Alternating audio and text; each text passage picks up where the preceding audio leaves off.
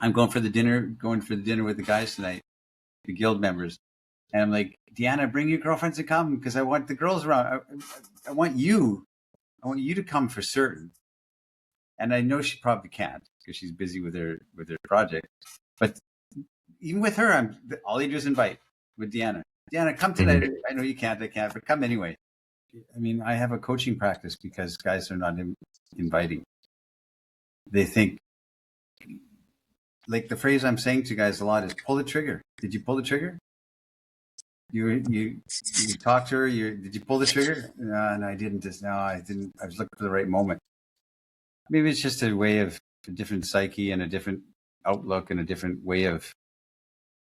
I'm looking forward all the time, and I'm. I don't know. Gratitude is the difference. Gratitude will save you. You know. Welcome back.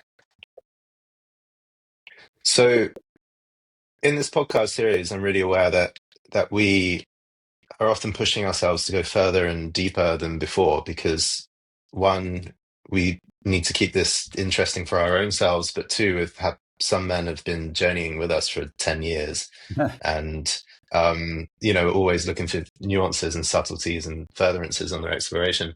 I think one of the downsides of this is often we have new students come to us and there are some really basic things that we forget to teach. And then they find themselves actually missing some really fundamental cornerstone of the Ars Amorata. And I'm like, oh, how did you not know that? And they're like, well, how did you not teach me that? And I'm like, well, we've been doing the work for so many years, you come in when you come in and sometimes you might have missed something. So I know all the basics are in the essentials course, which every member, every man who's inscribed to our community has access to.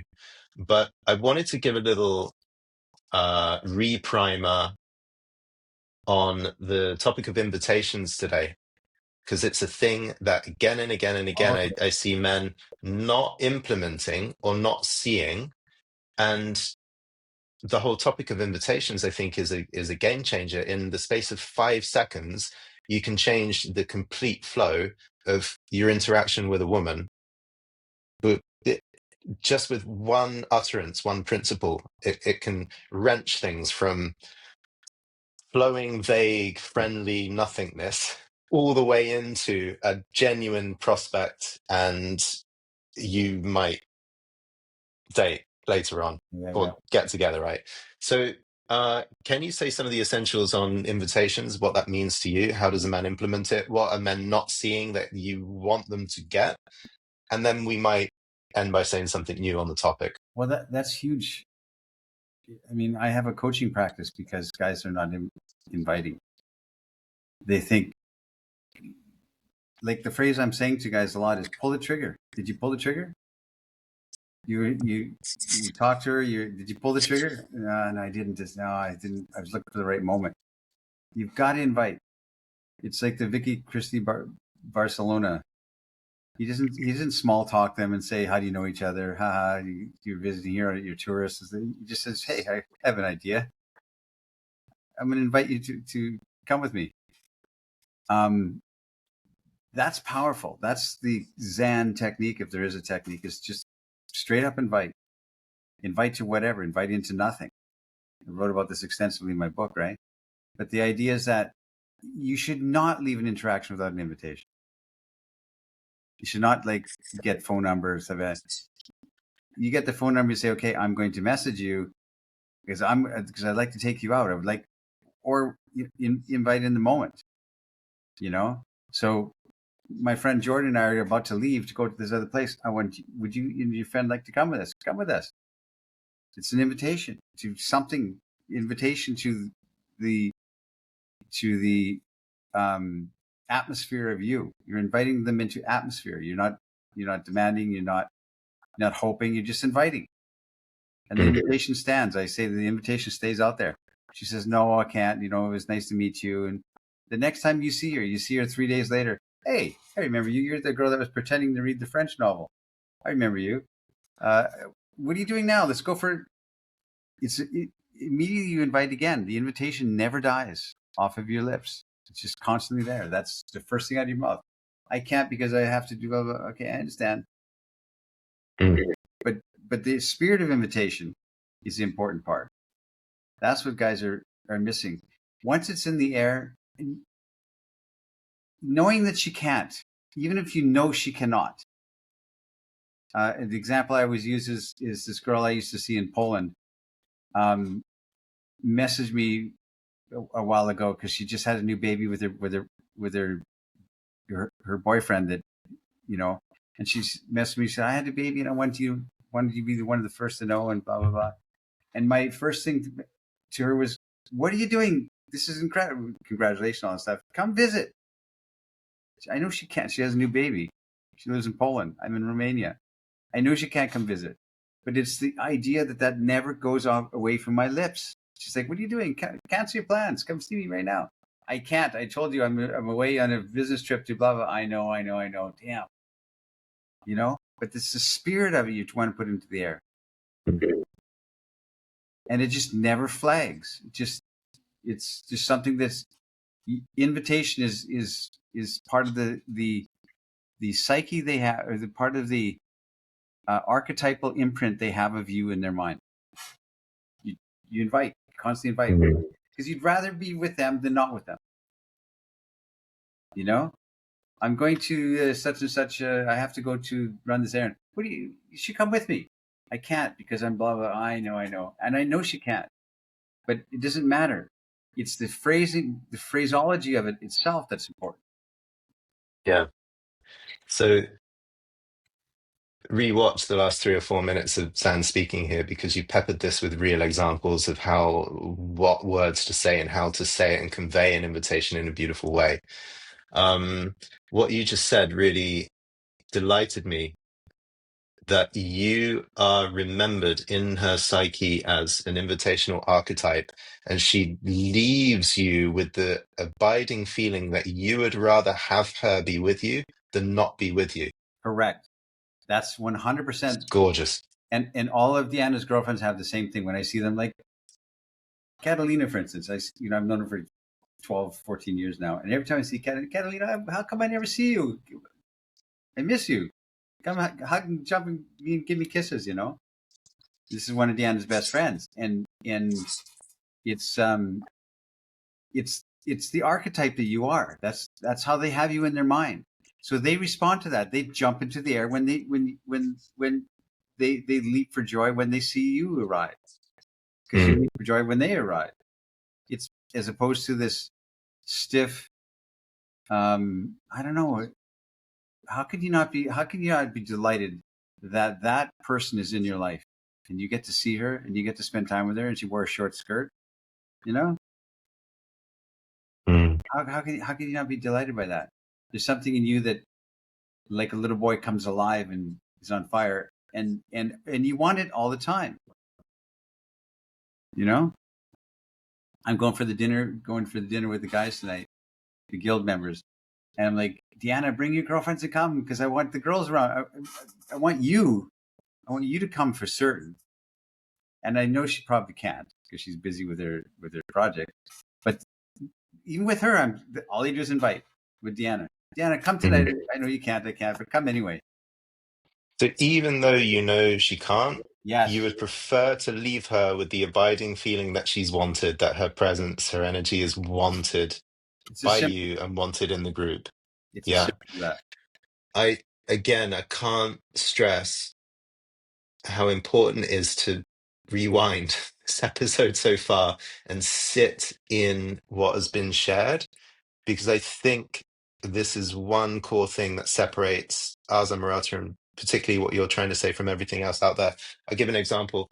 David Deida has a new book out, which is very interesting. He's had an incredible influence on men's understanding of women and polarity, and how we can be men in a world where there aren't so many reference points, right? So I see him as a one of the big guides and an ally in a way on this in this work. One of the things I'm laughing because I kind of find it funny. One of the things that he returns to again and again in his work, in his new book and in his Way of the Superior Man, is that for him, when you're really in the masculine archetype and you're identified with masculine consciousness, um, Data will say it is inherently painful to have a woman near you or in your space. God, she's needy. God, she keeps on talking. God, she wants more. God, she's complaining. Leave me alone. I want to be at peace. And I think for a lot of men, the general thing about having women around is it's a ticking time bomb. Even if it feels good in the short term, something's going to happen that's going to embarrass me, humiliate me, put me on the edge of what I'm able to deal with, or just be annoying. You know, like being 9 years old at school, girls are annoying, right? So what I know from men and what I can often feel in my own self as well is this sense of part of my psyche feels utter delight and love for female energy and wants to, and is an inviting spirit and wants to be an inviting spirit and wants to have her around. And yet part of me is like, um, I have all the accumulated memories in my own self, or the kind of resistance, I think, is where a lot of men will resonate. I want to have more women around me, but God, I feel like the chaos is going to take my own life over. I'm never going to get anything done. I'm not going to sleep properly. I'm going Yeah, to wake up in my own bed in the morning and she's there, and now I have to worry about her having breakfast, and she's probably going to complain soon, and then I have to go to work, and I don't want to be pulled apart by the chaos of women. that's Which mine. adds up, sorry, which adds up to an ambivalent stance, which is I long Yeah, for the feminine in my life, but also I'm at the end of it, I'm not invitational with my energy, because even though I would like to be more invitational, my body remembers the costs of being too invitational. yeah. What I would say to that is that's all you. That has nothing to do with women at all. Hmm. That's 100% them reflection, a reflection of them reflecting off of you. So I don't get that. Like you said, a woman's her chaos is gonna erupt and she's gonna embarrass me or humiliate me. There's not. I can't possibly imagine a woman humiliating me in any fashion Hmm. at all. There's nothing she could say that would be humiliating to me. You know, it's a different. There's a different. I think it's us trying to get into our masculine, contain ourselves in a certain way, and women disrupt that with their fluidity and their chaos. Hmm. I can't see it like that at all. I don't have that danger of women doing that to me in any respect at all, because it's containable. I can contain that. Mm. Women go crazy sometimes, but it doesn't. That's affecting that guy, and I don't want women to affect me. I don't want it to affect my mood, my masculine frames. That's him. That's him being weak. That's a weak man. There you go. Because that's not possible for to. She could be having a bad day, and I'm heading in this direction. I'm not following along. I'm not going to line up with your mood. I'm going in this direction, you know, and it's containable. That chaos is containable with this with the proper strength of conviction and character, for sure, and Mm. not the heavy hand, not putting her in her place. Um, it's just being fully framed as yourself and know what you want, know where you're going, and nothing can assail it.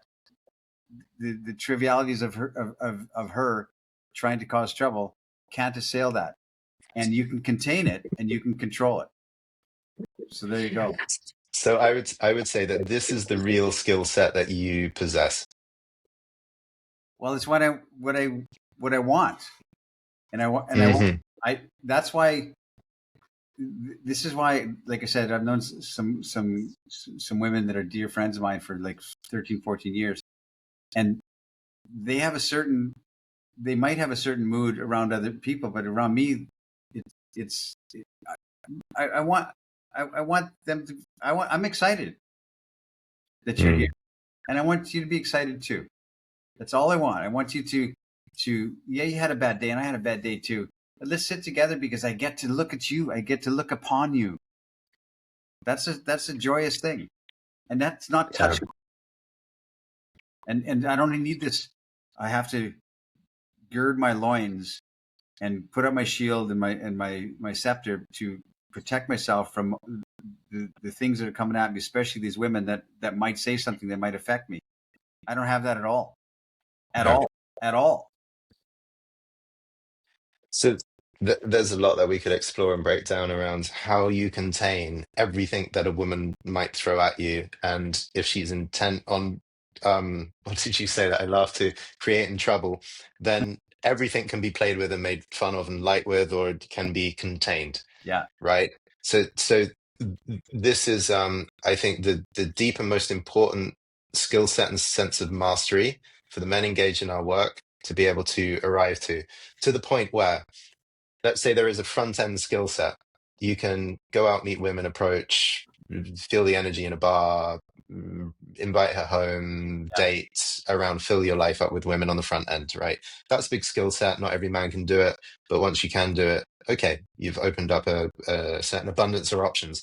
Now, however, on the back end, if you cannot contain the various kinds of trouble and mischief and chaos that, and you're afraid of, moments of shame or manipulation or losing yourself or being humiliated, like subtly humiliations, like disrespect and all the nagging things that can seep through, and we don't have much boundary or perspective of, but the way that we can feel a bit corroded or deflated in relationship with women, if we don't have a skill set for that, I think a man will typically give off a sense of ambivalence, and there will be hindrance about his invitational spirit. He will be inviting, but there will be, I'm inviting you, but up to a point, which is come and hang around with me, but up to a point. Be good. Don't give me that. Right. So the failure of skill set on the back end way of containing her in relationship and not Exactly. wanting that curtails the invitational quality on the front end, which is the spirit that you could have with her right from the very beginning. The analogy that just came to me, or the metaphor that just came to me, I'm just going to explore this a bit. It's a father and children. And there's different types of fathers. Some fathers are exasperated because they can't control these brats. And they don't know what to do. And they alternate between fits of anger and fits of giving up and curl up in the fetal position on the couch because the kids are brats, right? There's fathers like that. Then there's fathers who are just stern, my way or the highway. Do not encroach upon my space, and learn your place, children. Get over there. And they don't have that loving kindness in them. It's just rules and right. And then there's a father who's full of fun, full of energy. He comes home with treats for the kids, and they run down the lane to see him, and they jump in his arms because he's the conquering hero coming back from his business office, right? And they're excited to see him. And when they go out of line, something shifts in his spirit where he gets a stern tone, but is still wrapped in velvet love. It's my little sweetie. I told you not to play with that. I told you not to touch that. Don't do it again. I'm going to say it once. I'm not going to say it again. I told you not to touch it, and you don't do it again. And in that is still mirth and warmth and love. It's not like I'm going to lose my cool and throw my phone at her because the little shit won't listen to me. It's not losing your cool. And I'm not saying the women are children. I'm just trying to think of that father archetype is the same thing as the man archetype. The way you contain that rowdiness, that craziness of women or not. I really think that women are a reflection, and I don't know. I hope I'm saying it right. I think that there's a way of the same way a father would relate to the children. That's how I see it in my mind. It's the same way you would relate to women. If you're benevolent and you're kind and you're life giving and you lift them up, that's what they are. That's who they become around you, around others, maybe not, but around you. That's what you want. And you still have boundaries. You're not being walked over. You're not being pushed around. You're not being manipulated. It's not possible. And you still have boundaries. You say no. I'm going to say no to that. but it's wrapped in love, wrapped in affection. Affection is a better word than love. It's wrapped in affection. You really like that person. They can feel that he really likes me, and my dad really likes me, and he really sees me, and he really cares about my homework and what I'm doing. There's a huge difference there. Or the man, the man that can't be bothered with his children because his work is so life-giving and important to himself. He's a space engineer, and they don't have time for the trivialities of the children's drawings, or they're playing the piano. Who cares? Because look what I'm doing. This is more important than that. So that's how I see it in my mind. I think that if a man is David Deida is trying to say, that you have to contain or you have to wall yourself up in some regard, so that the chaos of the women can't overflow onto you and disrupt your nothing box, as they say, right? I think it's all you. Yeah, I don't think he's quite saying that, but and I'm going to continue to read and see what there is for me. What I think is radical about your message is he is saying the male nervous system is typically wired to feel over inundated and oversaturated by feminine energy, and that we have to kind of practice and open against ourselves. We have to practice to open despite ourselves and our resistance, to try and give and receive more inflow and outflow of love. And that our spirituality is try to open to women despite ourselves. And you're much more radical in saying, if you love women, you'll realize that life is always better with women in it. Correct. That's simple. I have a simple philosophy. You have to write a book about my thing. It's like it's a couple sentences. Really? But what was really lovely for me actually in encountering that thing was taking on that perspective, because I could take on the data perspective and say, you know what, it is irritating for me to have women close to me and in my life. I do want more of some aspects of women. I also want less of other aspects of women. I'm going to try and negotiate the good and the bad and move forward tactically and practice a bit so I can have, it kind of normalizes the male frustration and irritation of having women around. But hanging out in your field, ambiance, philosophy of this thing, I'm thinking any day or any moment in which I have a woman or more women close to me and with me is better than not having them. Yep. And then it changes everything instantly, which is like there was, in those months, there was just an unfolding and deepening gratitude. And letting go of some of my own controlling tendrils in my own life, which is, well, if there are women in it right now, I can't control all the other things I'm trying to control for myself. And so that there's a letting go into more invitation, more. Yeah. Maybe it's just a way of a different psyche and a different outlook and a different way of. I'm looking forward all the time, and I'm I don't know. Gratitude is the difference. Gratitude will save you, So I don't know. It just feels right to me.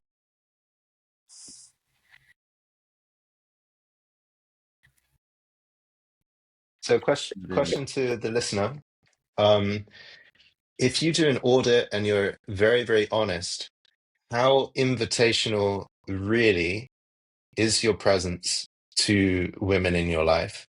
You might have tried the technique of invitations or the spirit of invitation, but how invitation are you really in the bottom of it to having the women you might think you want in your life? And do you want to be more invitational in the way Zan describes? Do you want to be less invitational? Do you want to hedge? Only Friday night after 7:30 I can be invitational for 4 hours and then the window shuts. Like, what is the actual relationship to invitation and the actual invitation you feel and you existentially have to women? Curious where you stand with that. And then to wrap up, Zan, because I think we did speak on this theme in a deeper way. What's something practical? How, if a man comes to you and he's like, you know what, I'm not pulling the trigger. I sense I've got to pull the trigger. How do you coach him in terms of invitations to pull the trigger and have more women come into And his life? just say it. Say, blurt it. Just invite her.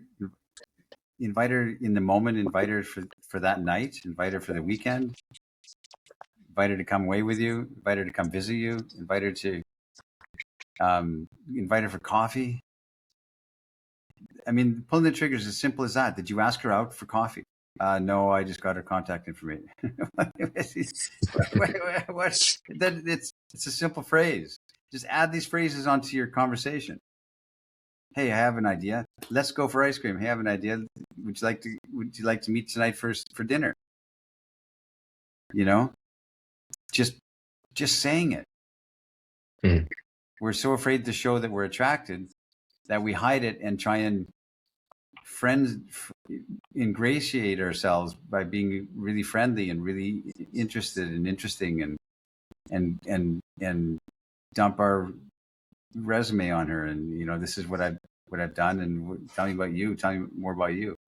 Just invite her. I would like you. I don't know you at all, and I would like you around me. That's a cool idea. That's how I feel. What's your name again? That's a lovely sentiment. Yeah, I love that phrasing.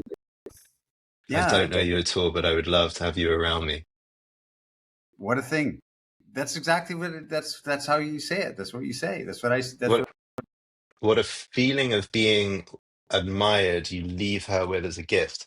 So there's a couple of real learnings that I had about invitations along the way. The first one is a lot of men see invitations as like we're scheduling a business meeting, and that is purely in the logistical realm, which is Zan. We're going to do a podcast tomorrow at 1 o'clock. Are you in? Yes.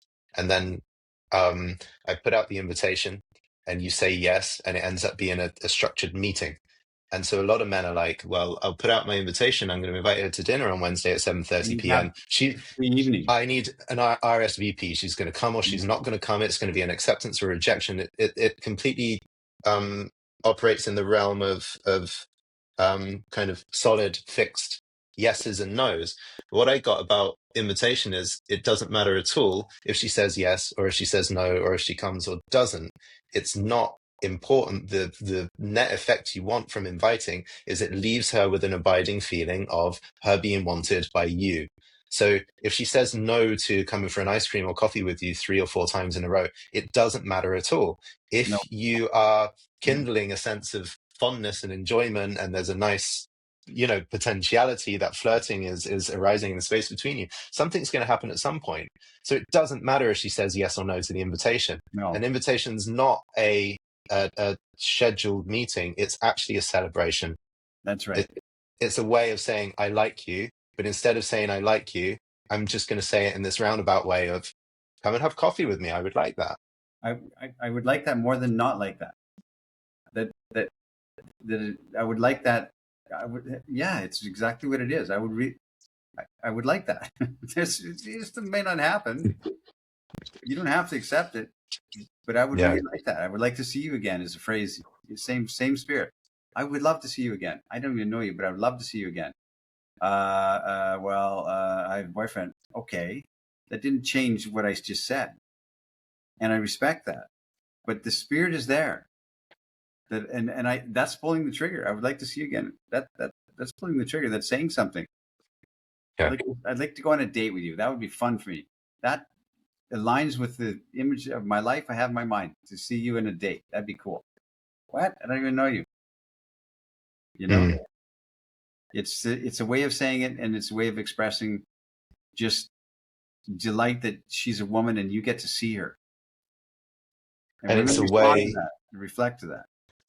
And it's a way of igniting a feeling and a spirit far more than it is a technique for actually nailing down the meeting point. That stuff will happen downstream of all of this very naturally and very easily. Doesn't matter about that. Mm. That doesn't matter about that. That can come later. The actual. And you'll say, and to clarify for the first time listener, you would say this in the first 1 minute of seeing her ever. Yeah. Yeah. Right away. So it's not like We're going to connect over your career, your hopes, your dreams, your fears, whether you like moving to this city or whether you're not. Do you like the summer or the winter? Do you play sport on the weekend and so on? Oh, by the end, after having rapport for 45 minutes, I hope to pull the trigger. You're saying, nah, just shoot to kill right off the bat. Shoot to kill, man. You're Yeah. a sniper with your scope. All right, All Jordan. right. Thanks for the episodes. Leave your insight stories, further questions somewhere below. All right. Bye, guys.